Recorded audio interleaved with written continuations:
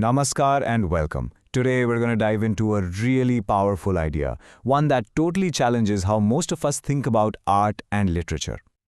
You hear it all the time, right? Art for art's sake. The idea that art just exists for its own beauty, in its own little bubble. But what if that's not the whole story? What if its real purpose is something way, way deeper? All right, so let's get into it. We're going to explore a concept that sees art not just as, a pretty picture or a nice poem, but as a real, vital force for moving society forward. So the source for this explainer introduces us to this amazing word, sahitya. If you break it down, sa means with and hita means welfare. So put them together, and sahitya literally means that which coexists with welfare.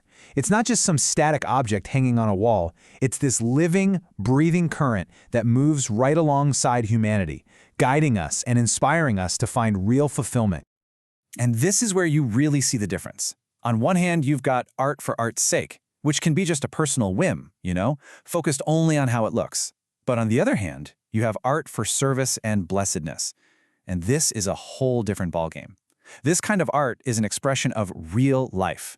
It's about capturing the unspoken feelings of the human heart, and it's always created with the well-being of others in mind.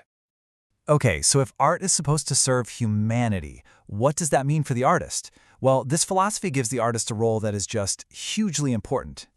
Listen to this quote. It's just so powerful. Real literators are not only the beacons of the present, they're also the minstrels of the past and the messengers of the future. Wow. So the artist isn't just taking a snapshot of the present. They're a bridge, a living connection between the past, present, and future. They sing the songs of where we've been and light the way for where we're going. And look, this isn't just some vague philosophical idea.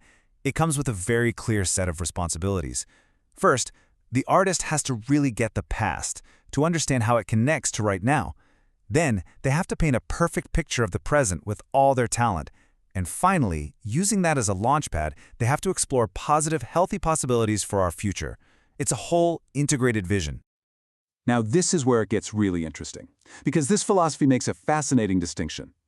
It turns out not all great art serves society in the exact same way. Okay, so we have two types. The first is called epical literature, or Yuga Sahitya. Think of this as the art that's right there in the trenches with us, moving hand in hand with society. It's meeting the needs of the time, building the road as we walk on it. But then there's coastal literature, Tatasta Sahitya.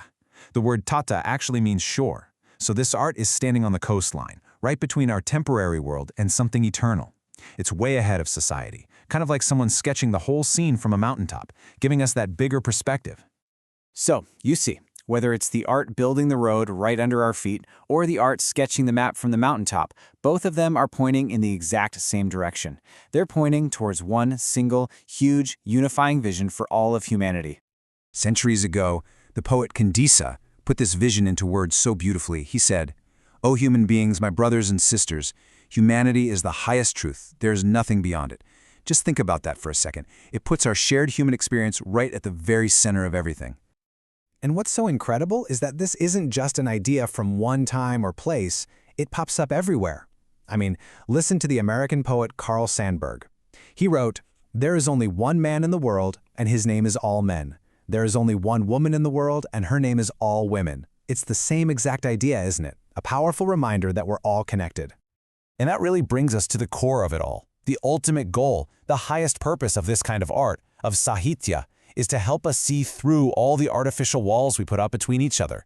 It's here to show us that every single one of us is just a unique expression of one single, whole, integral mind. So that leaves us with a really important question, doesn't it? In a world that feels so divided, how can we, in the art we make, the music we listen to, the stories we tell, how can we use it to reveal our shared humanity and actually build a better world? It's something to think about. Like the video and subscribe to the channel to continue getting similar content.